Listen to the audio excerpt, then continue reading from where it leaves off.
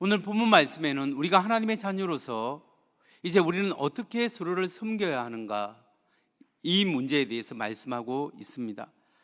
우리가 교회에서 가장 중요하게 여기면서 살아야 할 것은 무엇이겠습니까? 어떤 사람은 기도하는 것이다, 그게 중요하다라고 합니다. 어떤 사람은 예배가 중요하다, 예배를 강조합니다. 어떤 사람은 헌신, 열심이다 이렇게 말하고, 어떤 사람은 전도라고 합니다. 이 모든 것이 다 중요하죠. 그런데 오늘 본문이 우리에게 알려주고 있는 우리 그리스도인의 삶에 있어서 가장 중요한 신앙의 근본적인 요소, 그것은 무엇일까요? 첫 번째, 신앙생활에서 가장 중요한 신앙의 덕목은 진실한 사랑을 보이는 것입니다. 진실한 사랑. 사도 바울은 교회에서 제일 중요한 것은 거짓 없는 사랑이다, 거짓 없이 진실하게 사람을 대하고, 그리고 서로가 서로를 존중하고 서로를 섬기는 것이 교회에 가장 필요한 기본적인 삶의 자세라고 우리에게 말씀하고 있습니다. 로마서 12장 9절로 13절 말씀을 봅니다. 사랑에는 거짓이 없나니 악을 미워하고 선에 속하라. 형제를 사랑하여 서로 우애하고 존경하기를 서로 먼저 하며, 부지런하여 게으르지 말고 열심을 품고 주를 섬기라. 소망 중에 즐거워하며 환난 중에 참으며 기도에 항상 힘쓰며 성도들이 쓸 것을 공급하며 손 대접하기를 힘쓰라. 이 말씀에서 보듯이 사도 바울은 교회에서 구체적으로 어떤 사랑을 해야 될 것인가, 여기에 대해서 우리에게 알려주고 있습니다. 특히 12장 9절 말씀을 보십시오. 사랑에는 거짓이 없나니 악을 미워하고 선에 속하라. 사랑에는 거짓이 없기 때문에 우리가 진실한 마음으로, 진정한 마음으로 서로가 서로를 대하고 사랑하고 서로를 향해 사랑하고 섬기라고 말씀하고 있습니다. 여러분, 교회에서 진실한 마음으로 사랑하고 섬길 때 여기에 하나 더 보태야 할 것이 있습니다. 그것이 뭐냐면 서로 따뜻한 마음으로 서로를 존중하면서 사랑해야 한다. 진실한 마음에 서로 따뜻하게 서로를 존중하며 해야 하는 것이 필요합니다. 12장 10절 말씀을 봅니다. 형제를 사랑하여 서로 우애하고 존경하기를 서로 먼저 하며, 형제를 사랑하여 서로 우애하고 서로 존경하기를 먼저 하라. 그래서 우리가 따뜻한 마음으로 서로 존중하면서 사랑하는 삶을 살아야 되는데, 우리 그리스도인들의 가장 큰 특징이 뭐냐? 그리스도인의 삶을 살아가는데 가장 큰 특징이 뭐냐면 그것은 서로 사랑하는 것입니다. 서로 사랑하는 것이 예수 믿는 삶의 가장 큰 특징입니다. 간혹 보면 싸우는 교회도 많고 이렇게 문제 있는 교회도 많은데, 근데 하나님께서 우리에게 원하시는 것은 서로가 서로를 섬기고 사랑하는, 존중하는, 서로 사랑하는 교회 공동체가 예수 믿는 공동체다 말씀하고 있습니다. 요한복음 13장 34절로 35절 말씀을 함께 읽겠습니다. 시작. 새 계명을 너희에게 주노니 서로 사랑하라. 내가 너희를 사랑한 것 같이 너희도 서로 사랑하라. 너희가 서로 사랑하면 이로써 모든 사람이 너희가 내 제자인 줄 알리라. 아멘. 새 계명을 너희에게 준다고 했습니다. 그것은 서로 사랑하라. 서로 사랑하되 내가 너희를 사랑한 것처럼, 주님이 우리를 사랑한 것처럼 우리도 서로 사랑하라고 합니다. 우리가 서로 사랑한다는 것은 믿음이 좋다 안 좋다를 구분하는 기준이 아니라 예수 믿는 사람이냐 믿지 않는 사람이냐를 구분하는 기준이 된다는 사실입니다. 그렇기 때문에 우리가 하나님을 사랑하고 사람을 서로 사랑하는 것은 굉장히 중요한 겁니다. 요한 1서 3장 14절을 봅니다. 우리가 형제를 사랑함으로 사망에서 옮겨 생명으로 들어간 줄을 알거니와 사랑치 아니하는 자는 사망에 거하느니라. 사랑함으로 사망에서 생명으로 옮겼다, 사랑하지 않으면 사망에 거한다라고 사도 요한은 이야기합니다. 사도 베드로전서 4장 8절, 사도 바울은 디모데전서 1장 5절에서 이렇게 말합니다. 무엇보다도 열심으로 서로 사랑할지니 사랑은 허다한 죄를 덮느니라. 이 교훈의 목적은 청결한 마음과 선한 양심과 거짓이 없는 믿음에서 나오는 사랑이거늘. 그러니까 이 말씀들을 보면 사도 요한이나 사도 베드로나 사도 바울이나 동일하게 우리에게 건면하는 것은 뭐냐면, 우리가 하나님의 사랑을 받고 하나님의 사랑을 받은 사람은 서로 사랑할 것을, 서로 사랑하는 것이 교회에서 가장 중요하다라고 말씀하고 있습니다. 여러분, 우리가 하나님의 은혜와 사랑을 받았기 때문에 사랑을 실천해야 한다는 겁니다. 여러분, 저는 목사로서 우리 성도님들을 어떻게 하면 잘 섬길까 자주 고민을 합니다. 그래서 제가 말씀을 잘 준비하는 것이 또 섬김의 방법이요, 우리 성도님을 위해서 기도하는 것이 성도의 섬김의 방법이다, 이렇게 생각합니다. 그래서 여러분, 될 수만 있으면 아프다고 하는 분들은 제가 찾아보거나 또 기도하려고 노력을 합니다. 여러분 중에 기도가 필요하신 분, 또 특별히 병이 나서 병을 위해서 기도하거나 문제가 있는 분들은 이 예배 마치고 난 다음에 저 뒤에 우리 부목사님들한테 이야기하시면 제가 꼭 그렇게 신청하시는 분들은 안수 기도를 꼭 해드립니다. 그것이 제가 할 수 있는 작은 섬김이라고 생각합니다. 여러분, 우리 성도님들이 여러 가지 모양으로 몸된 교회에 하나님을 섬기고 서로를 섬기고 사랑하는 모습으로 하나님 앞에 나아갈 때 축복받는 여러분 되시기를 주의 이름으로 축원합니다. 다음으로 우리가 하나 더 생각해 볼 것은, 우리의 사랑과 섬김은 어디까지 나아가야 하는가? 우리의 사랑과 섬김은 어디까지 나아가야 하겠습니까? 두 번째로, 교회 밖에 있는 세상 사람에게도 하나님의 사랑을 보여주어야 한다는 사실입니다. 우리의 사랑과 섬김은 불신자와의 관계에 있어서도 사랑의 모습으로 나타나야 합니다. 사도 바울은 우리가 교회에서 우리끼리만 서로 아껴주고 사랑하고 돌보는 것, 그것뿐만 아니라 하나님을 알지 못하는 세상 사람에게도 하나님의 사랑을 나눠줘야 합니다. 우리의 삶의 일터에서 우리가 함께하고 사람들을 밝게 하고 미소 짓고 긍정적인 에너지를 주고 격려하는 것도 우리가 하나님 앞에 해야 될 섬김이고 전도요, 우리의 삶의 태도라는 겁니다. 여러분, 우리가 생활하다 보면 참으로 억울한 일을 종종 경험하지 않습니까? 내가 원치 않은 상황을 만나기도 하고, 어떤 때는 참을 수 없는 상황인데 어떻게 그 사람, 미운 사람을 내가 정말 축복하고 그 사람을 섬길 수 있겠어요? 이게 어떻게 가능해요? 그런데 우리가 놀라운 하나님의 은혜와 그 사랑을 받으면, 그 십자가의 사랑을 우리가 경험하면 이게 나도 모르게 가능하게 된다는 거예요. 우리가 하나님의 은혜를 받으면 우리가 용서할 수 없는 사람도 용서하게 된다는 거예요. 제가 서울에서 목회할 때 부부 상담을 했는데 어느 남편이, 특히 남편을 좀 몇 번 만났습니다. 남편이 아내에 대해서 상처가 있고 아내에 용서해 줄 수 없다고 합니다.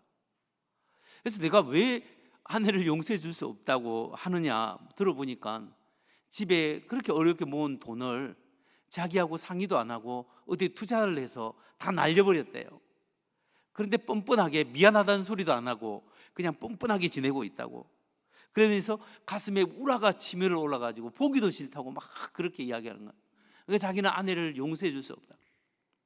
여러분, 남의 집의 이야기니까 별거 아니죠. 본인이 본인 돈을 날렸다면 얼마나 이게 가슴이 아프겠습니까? 그래서 제가, 집사님 마음이 얼마나 힘들겠냐고, 마음이 참 힘들겠다고 이야기하면서, 근데 계속 그렇게 아내를 미워하고 애들하고 가족 분위기가 안 좋게 그렇게 살고 싶냐고. 그건 아니고 해보고 나고 싶은데 그 생각이 자꾸 나가지고 너무 이게 화가 난다고. 근데 그래서 관계가 어렵다고 이야기합니다. 그래서 제가 그 상태를 바꾸기를 원하면 우리 함께 노력하자. 방법은 하나뿐이다. 예수님의 십자가를 묵상하자. 예수님께서 나를 위하여 죽으신 그 십자가를 묵상할 때 하나님께서 나 같은 죄인도 용서하시고 하나님 앞에 엄청난 빚을 진 나의 빚도 다 탕감해 주었으니 그 아내의 잘못을 하나님께서 나도 용서할 수 있도록 하나님의 마음을 바꿔달라고. 하나님이 나에게 주신 것은 unconditional love, 무조건적으로 나를 사랑했으니 나도 아내를 무조건적으로 용서하고 사랑할 수 있도록 하나님 내 마음을 십자가의 보혈로 덮어주시고 상처를 싸매주시고 잊어버리게 하시고 다시 한번 옛날의 사랑의 마음으로 회복시켜달라고 하나님, 우리 하나님께 기도합시다. 십자가를 묵상합시다. 그렇게 해서 그 사람에게 이야기했고 그것을 통해서 회복되는 것을 보았습니다. 여러분, 하나님이 무한하신 나를 향하신 그 엄청난 나의 죄인됨에도 불구하고 하나님 나를 용서하시고 생명을 바쳐 용서하신 그 십자가의 사랑 빼고는 우리가 다른 사람을 용서하고 사랑할 방법이 없는 거예요. 이런 십자가의 하나님의 사랑을 깊이 체험한 사도 요한은 요한 1서 4장 10절 12절에서 이렇게 이야기합니다. 사랑은 여기 있으니 우리가 하나님을 사랑한 것이 아니요 오직 하나님이 우리를 사랑하사 우리 죄를 위하여 화목제로 그 아들을 보내셨습니다. 사랑하는 자들아, 하나님이 이같이 우리를 사랑하셨은즉 우리도 서로 사랑하는 것이 마땅하도다. 어느 때나 하나님을 본 사람이 없으되 만일 우리가 서로 사랑하면 하나님이 우리 안에 거하시고 그의 사랑이 우리 안에 온전히 이루느니라. 사랑은 여기 있으니 우리가 하나님을 사랑한 것이 아니요 하나님이 우리를 사랑하사 그 아들을 화목제물로 보내셨다. 하나님이 우리를 사랑해서 하나님의 생명을 우리에게 내어주셨습니다. 그 사랑을 받았기 때문에 우리도 그 은혜와 그 사랑을 받았기 때문에 하나님 앞에 나의 모든 죄가 용서되었기 때문에 우리도 우리의 앞에 잘못한 사람을 용서해 줘야 한다는 거예요. 요한일서 3장 16절 말씀을 봅니다. 그리스도께서는 우리를 위하여 자기의 목숨을 버리셨습니다. 이것으로 우리가 사랑을 알게 되었습니다. 그러므로 우리도 형제자매를 위하여 목숨을 버리는 것이 마땅합니다. 하나님이 나를 위하여 죽으셨기 때문에 여러분, 우리가 왜 우리를 핍박하는 원수까지도 사랑해야 합니까? 정말 하기가 힘들고 못하죠. 그렇지만 하나님이 원수된 나를 위하여 대신 죽으셨기 때문에 나의 죄악을 용서하시고 나의 죄를 용서하셨고 나의 엄청난 죄를 용서해 주셨기 때문에 우리가 우리에게 잘못한 사람의 작은 허물도 용서해 줄 수 있다는 겁니다. 여러분, 하나님의 은혜를 많이 체험하면 많이 체험할수록 그 은혜와 그 사랑을 체험한 사람은 그 사랑을 흘러보내고 용서할 수 있어요.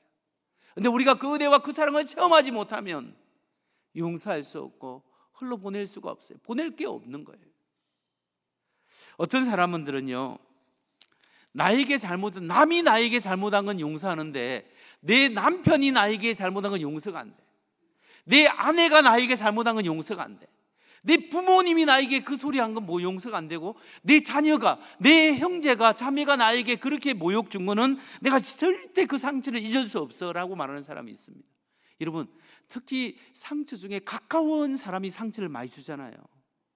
애들이 다 뛰어놀고 있는데 소리 지르고 있는데 꼭 왜 우리 애 소리만 제일 크게 들려요? 그렇게 사람이 사랑하고 관심이 있으면 그렇게 들리게 돼 있어요. 다 사랑하니까 상처가 제일 깊은 거예요. 그렇지만 여러분, 하나님의 은혜, 하나님이 날 입양시키시고 하나님이 십자가에 하나님의 생명으로, 예수 그리스도의 생명으로 나의 죄를 용서해 주셨기 때문에 그 하나님께 받은 바 그 은혜와 은총으로 그 사랑으로 용서하는 연습을 하고 하나님 앞 십자가 앞에서 실험을 해야 하는 거예요. 주여, 주의 사랑을 받고 이렇게 하는데 내가 이렇게 이기적이고 이렇게 하나님의 사랑을 모르고 살아갑니다. 주님, 내 아내를, 내 남편을, 내 부모를 용서할 수 있도록 주여 나를 불쌍히 여겨 달라고 이렇게 기도할 때 하나님이 은혜를 내려주시게 되어 있습니다. 어떤 부모님들은요, 어릴 때 아이를 너무 심하게 체벌을 해가지고 교육시켜서 아이들에게 상처를 준 것을 나중에 돌이켜보니까 후회가 된다는 분이 제법 많이 있습니다. 그래서 걱정이 뭐냐면 이 아이가 상처를 받은 것이 잘 극복해서 잘 건강하게 성장할 수 있을까, 이 생각으로 걱정하시는 분이 있는데요, 만일에 그 자매가 그 자녀들이 예수 그리스도의 십자가의 사랑과 하나님의 사랑을 경험하기만 하면 내적 상처가 치유된다는 거예요. 하나님이, 성령님이 그를 치유시켜 주신다는 거예요. 그게 상처가 회복되고 아물어지고 건강하게 될 수 있다는 것을 믿으시기 바랍니다. 어떤 부모님들은요, 아이들하고 상처를 주고 난 다음에 받고 이래서 관계가 제대로 정말 좋아질까 걱정하시는 분도 있습니다. 그런데 여러분, 심리 상담학적으로도 아무리 부모하고 자녀의 관계가 멀어졌다 하더라도, 그리고 아이가 어릴 때 부모로부터 상처를 받았다도 부모가 태도를 바꾸면, 한 사람이라도 태도를 바꿔서 새롭게 관계를 형성하고 사랑의 관계를 형성하기만 하면 그 관계가 새로운 관계로 재형성된다는 거예요. 심리적으로도. 그러면 과거에 서로가 주고받은 상처도 새롭게 치유가 일어난다면, 십자가에 죽고 우리 무조건적인 사랑을 해주신 하나님의 사랑을 내가 받았고, 그 십자가의 보혈이 나의 상처를 아물게 하고, 성령님이 내 안에서 새롭게 나의 상처를 새롭게 하시고 나를 새 사람으로 바꿔준다면, 예수 그리스도의 복음 안에서 우리는 더 새롭게 될 수 있고 더 놀라운 변화가 일어날 수 있음을 여러분 믿어야 한다는 거예요. 문제는 내가 하나님의 은혜를 경험하는 겁니다. 내가 하나님의 은혜를 충만히 경험해야 나에게 상처를 준 남편도 용서할 수 있고, 나에게 상처를 준 부모님도 용서할 수 있는 거예요. 오늘 하나님의 십자가의 은혜로 십자가를 묵상하면서 하나님이 무조건적으로 여러분을 사랑하고 용서하신 것을 기억하고, 주여 그 십자가의 보혈로 나를 덮어주시고 나의 상처를 싸매어주시고, 나도 이 은혜와 이 사랑을 다른 사람에게 홀로 보낼 수 있는 믿음의 사람 되게 해주세요. 기도해 하시기 바랍니다. 오늘 말씀에서 여러분 꼭 잊지 말아야 할 것은, 우리의 사랑과 섬김이 우리 가족, 우리 교회 안에서만 머물러 있어서는 안 된다는 겁니다. 우리가 받은 하나님의 은혜와 사랑을 세상 바깥까지 보여줘야 합니다. 그러면 우리가 어떤 방법으로 세상에서 하나님의 사랑을 나누고 보여줄 수 있겠습니까? 감사하게도 우리 교회는 하나님의 사랑을 나누려고 노력을 많이 합니다. 우리가 이걸 다 알려주지 못해서 그렇지, 그래도 그렇게 세상에 우리 이웃을 섬기려고 노력을 많이 합니다. 여러분 사진 한번 볼까요? 우리가 지역 복명일동의 어려운 분들을 위해서 달달이 반찬 봉사를 만들어서 이렇게 섬기는 분들이 있습니다. 그래서 지역민들에게 이렇게 나누어주면서 그분들에게 복명 동사무소 주민센터에 보내면 그분들이 지정해서 이렇게 사회복지사가 이렇게 보내줄 수 있도록 그런 일들을 하고 있죠. 여기에 이런 작은 정성이라도 우리가 노력하고, 이 위에도 우리가 지역사회와 어려운 분들을 위해서 섬기려고 하는 보이지 않게 하는 일들이 있습니다. 여러분 이런 작은 저 노력이 우리가 하나님의 은혜와 사랑을 나누려고 하는 겁니다. 여러분 우리가 교회적으로 이렇게 하고, 여러분 개인적으로도 세상에서, 직장에서 다른 사람에게 힘이 되어주고 밝은 미소를 주고 긍정적으로 대하고, 그리고 사랑의 손을 잡아주고 작은 섬김이 있다면 그것이야말로 하나님 앞에서 우리가 세상에 그리스도의 사랑을 흘러보내는 하나의 방법이지 않겠습니까? 그런 귀한 헌신이 우리 모두에게 있기를 주의 이름으로 축원합니다. 말씀을 마무리합니다. 여러분 우리 그리스도인이 누구입니까? 우리는 하나님께 입양된 사람입니다. 하나님의 놀라운 사랑을 받은 사람들입니다. 하나님께서 우리를 입양해서 하나님의 자녀로 삼으실 때는 우리에게 온갖 하늘의 신령한 복을 주시기 위해서 우리를 하나님의 자녀로 삼아주신 거예요. 우리를 노예로 부리기 위해서, 우리가 하나님을 찬양하는 기계로 만들기 위해서 한 거 아니에요. 우리의 하나님의 유익함이 아니라 우리의 유익을 위해서 하나님이 우리를 입양하신 거예요.